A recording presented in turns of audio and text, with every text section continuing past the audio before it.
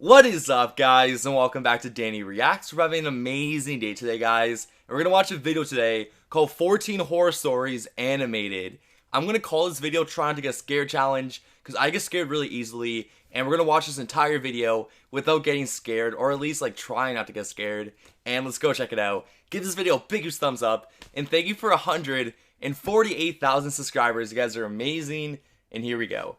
I'm, like, excited, because I like stories, but I'm also kind of scared because they're scary stories. You know what I mean? So I'm like torn. I was looking for a car to buy for my son for his 18th birthday. I was searching all the typical car websites, Cars.com, eBay Motors. They were all overpriced as expected. Craigslist was the only place to find an actual deal. About a week into my search, I found an '03 Toyota Camry. It had 67,000 miles. No accidents, no damage, and good condition for only $3,500. This seems like a steal for such a reliable car with such low mileage. The seller lived about 10 miles from me, which was a reasonable drive when looking for a car. I gave him a call to set up a time to come check it out. The man sounded normal on the phone. He assured me that there were absolutely no problems with the car. Never trust a guy who's in the dark. He introduced himself as Bob. I brought along $3,500 in cash, even though I planned on wiggling down the price as much as possible. I pulled up the dirt road to Bob's property about 15 minutes early. It was a tiny little house with a decent-sized property, only because it was a bit far from the nearest neighbors. Okay. The garage was open, so I walked over to see if anybody was inside, but except for an unusual amount of car parts, it was empty. The car was nowhere in sight. The only car on the property was an old pickup truck. I went over to the front door to check the house numbers. It was the right address. The doorbell button was missing, so I knocked on the front door. That's so sketchy.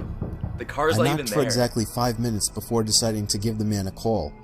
So I dialed his number, and I heard the sound of a cell phone ringing from inside the house. I was extremely confused at this point. Don't go inside. inside. Now I knew I had the right house. I didn't understand why, if he was home, why he wasn't answering. This is not going to end well. I decided I had to take a peek through one of the windows to see if anybody was inside. Peering through the glass, I couldn't really see much as it was pretty dark inside the house. What? I saw a very old-fashioned dining room set, but across from that, I saw somebody standing at the back door of the house, staring outside. That's just really creepy. I figured that must have been Bob, so I knocked on the window, but he didn't even move. There was no gate or anything to the backyard. It was just a wide open yard, since this wasn't a rural area. I simply walked around the house to the backyard. I didn't understand how he couldn't hear me. When I got to the back door, I made a shocking realization. The figure standing by the door was a taxidermied human being. Yo, that is actually so messed up. I ran straight back the way I came and back to my car. I looked up one last time before driving off. The blinds to the window I had peeked into had been shut, but I could see two of the blinds bent open. Somebody was at that window watching me. You can probably guess I had the gas pedal to the floor the whole way home.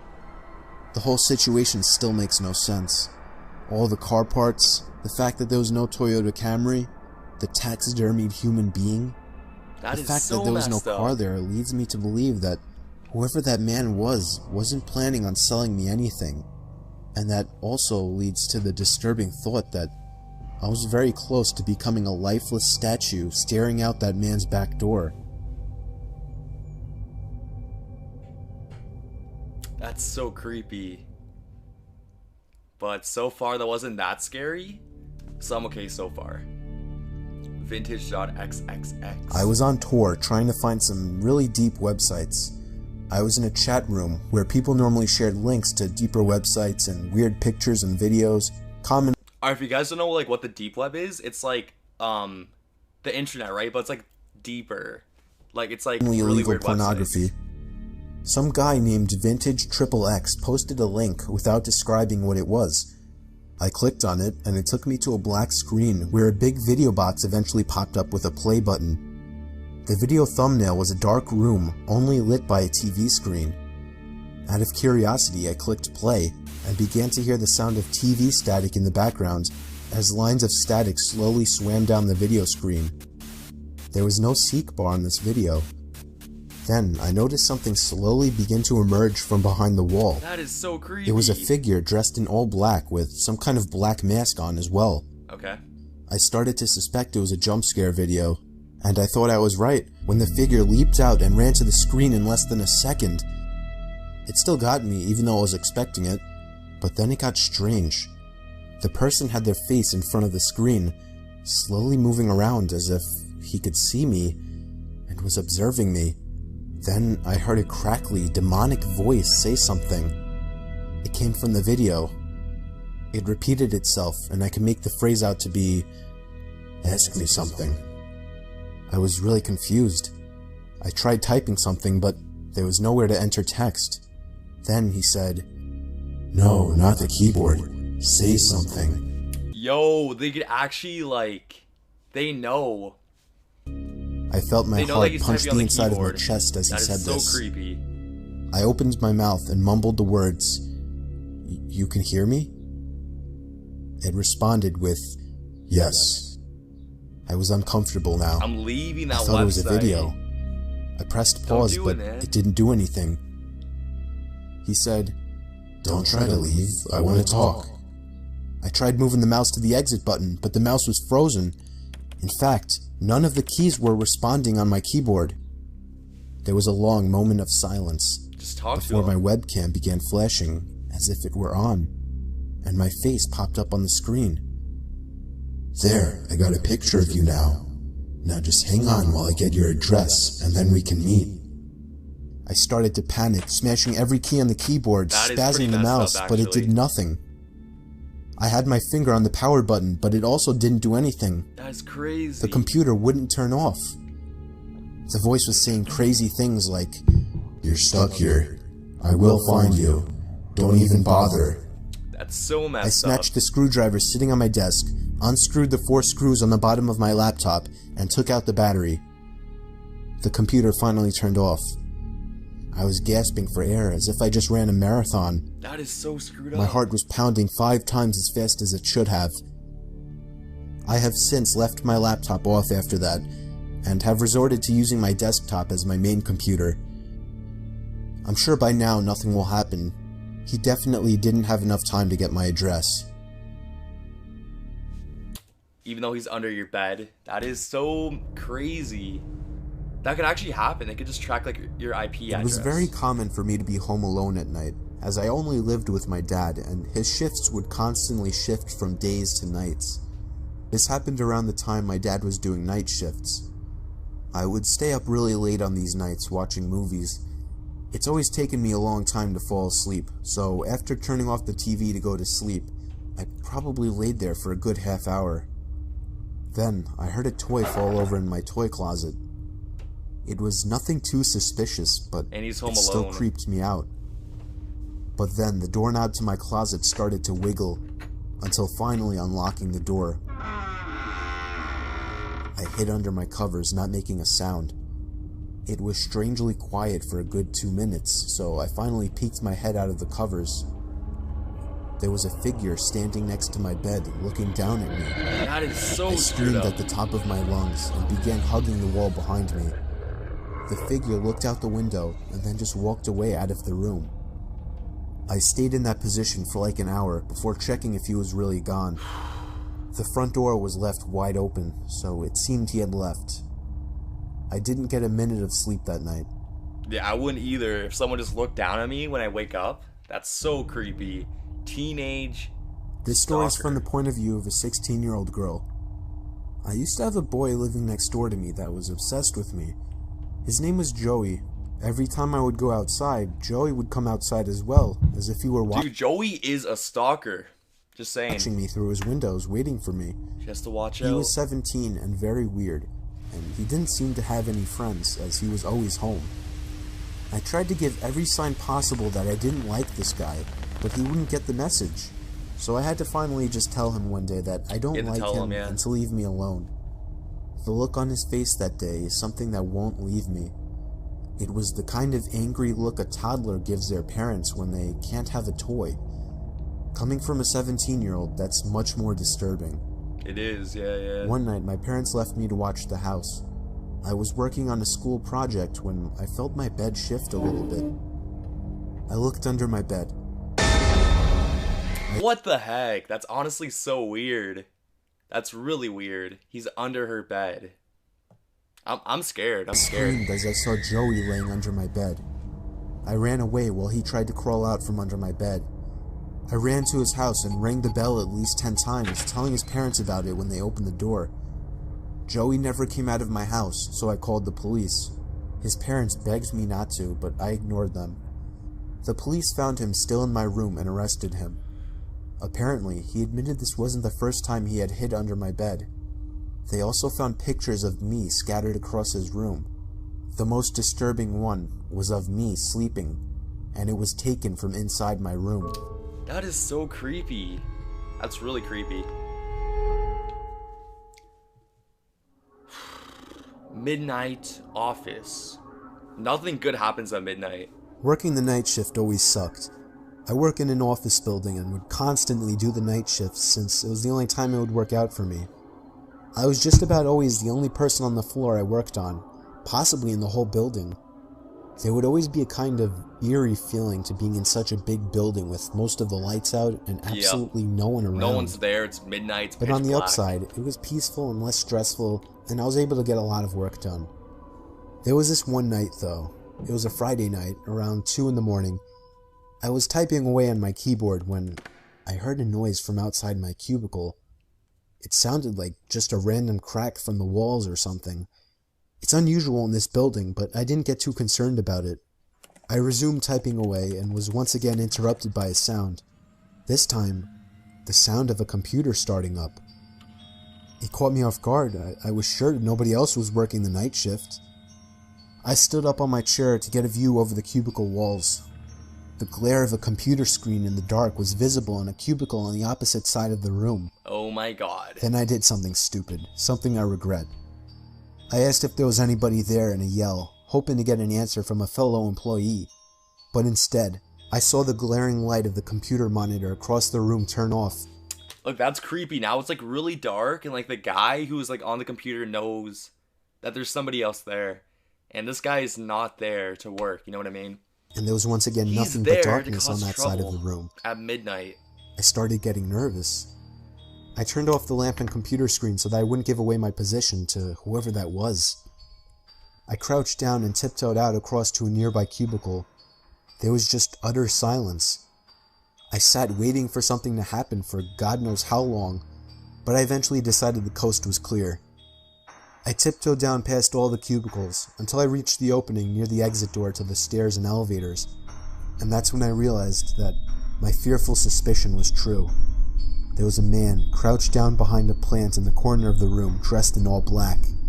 I felt my heart sink as I noticed him, but it didn't seem like he knew that I noticed him. I turned back to the stairway door. There was no way I was going to wait for the elevator and take a chance.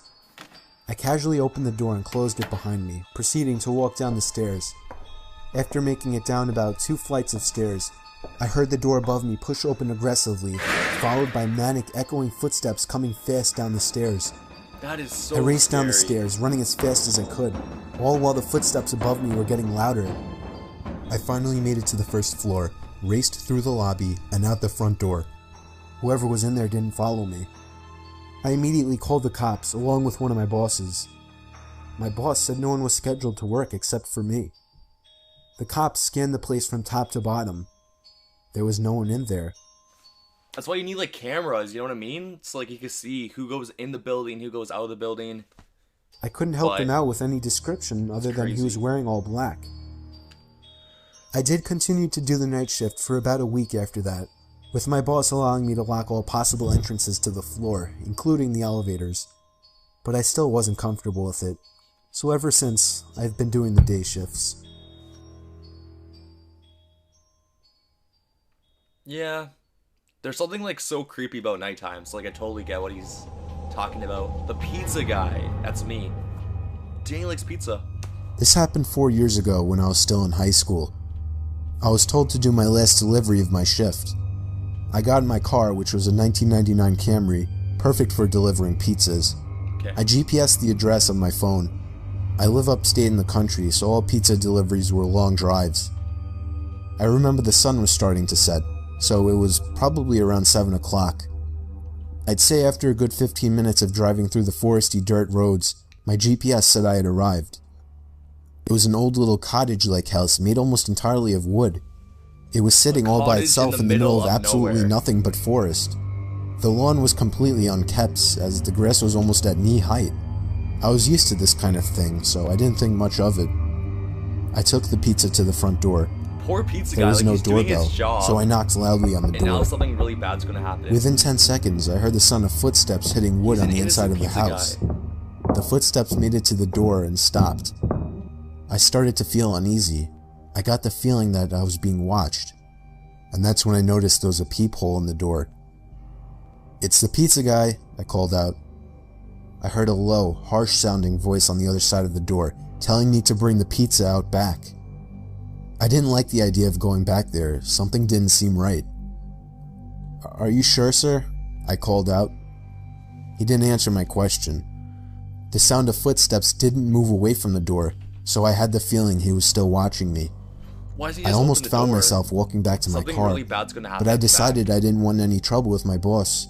The last time I brought a pizza back, he gave me attitude, so I reluctantly walked through the uncut grass and around the small house to the back. I remember there was a shed and a little patio back there. In the patio, there was a table with 4 chairs surrounding it. In one of the chairs, facing away from me, I saw the head of somebody sitting in the seat. I began walking over and said, "Excuse me," but the person didn't even move an inch. "Excuse me," Please, I someone said dead. again louder. Then from behind me, I heard, "Psst, over here." I turned around to see a man poking his head out from the corner of the house, looking at me with a crazed smile. "Come That over is here, so I want to creepy, show you guys. something." I freaked out, turned around and ran around the house in the opposite direction, back to my car, for some reason still holding the pizza. I got in my car, started it, and got away from there. On my way back to the pizzeria, I pulled over to the side of the road and called the police. Eventually, I was informed that there was no sign of anybody having been in that house for a long time. That is creepy. I quit my delivery job a few days after that. I have no idea what would have happened to me had I gone up to that man, but to this day, I still wish I had just turned my head to Yo, what if like the one guy who was sitting at that chair was another pizza guy, and then he would be the next pizza guy who would die, and like he'll be sitting beside the other pizza guy. see I don't who know. or what was sitting in There's that patio something really chair. creepy about that.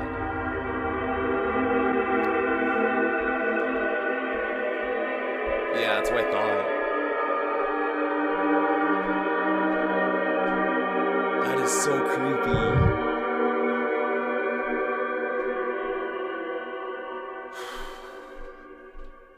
That's creepy. Matthew. My brother's name is Matthew. It was during a home. blizzard in Valley Stream. I was getting paid $250 to watch some couple's kid while they went away for the weekend. That's a lot of money. His name I like was that. Matthew. This took place on the first night, which was a Friday night. Matthew was already supposedly asleep, while I was in the living room watching a movie. I got a knock at the door, and looked at the clock. It was close to midnight. There was no way I was opening it. Yeah, don't Not open even it 10 at seconds midnight, later. man. Nothing good happens at midnight. I heard the sound of 2 or 3 men angrily banging on the door, telling me to open up. I felt like my heart was about to stop. I took a peek through the blinds, and there was somebody standing right on the other side of the window. I fell back in fear, and after managing to get back on my feet, I ran to the kitchen phone first thing to call the police. They said because of the weather, it could take a while for an officer to get here. I was told to take the That's like the worst scenario. It's like a big snowstorm, and there's like 3 guys right at your child door, and the hide police somewhere can't until come an officer because arrived. the storm is too powerful. They wanted to keep me on the That's line, crazy. but I wasn't thinking clearly in the heat of the moment and hung up. However, it wasn't until I ran through the living room that I realized the banging had stopped. I took a 'Cause they're second already peek through the inside. living room window. Nobody was there now. I heard the sound of glass shattering from a few rooms over. My knees started to feel weak as I realized they had just broken the window and were about to climb into the house. I had to run and get Matthew. I couldn't just leave without him. Of course, when I got upstairs, there was no time left to run back downstairs, as I already heard footsteps and laughter coming from downstairs. I covered Matthew's mouth with my hand as I ran with him into his toy closet. A few minutes dragged on to what felt like half an hour as we sat there in the dark closet. Matthew began to squeal as footsteps on the carpet reached the outside of his bedroom door. There was more than one person. They came inside. There weren't many places to hide in this room. I was actually reflecting on my whole life, so sure I was gonna die. We heard the sound of a police siren outside, even from in the closet, and then I heard one of the men in the room mutter, "Aw, shit." I opened the door back up as I heard at least 3 pairs of footsteps hurriedly rushing down the stairs. They didn't get far, as the police later found their footprints in the backyard, leading to our shed. There were 5 men in total, and they were all arrested. 5 men. That's not good. Alright, that was 14 horror stories animated. I watched a couple of them, but if you want to see the rest of them, it's in the description down below. These are really entertaining, and like they're really scary, and I didn't really get scared. It wasn't like that scary, but it was like more entertaining in my opinion. It was pretty fun to watch, and yeah, hope you guys enjoyed it. If you want me to react to any of your videos, leave me a comment down below with your video, and I'll go check it out. And I hope you guys have an amazing day. Thanks for watching, guys, and peace.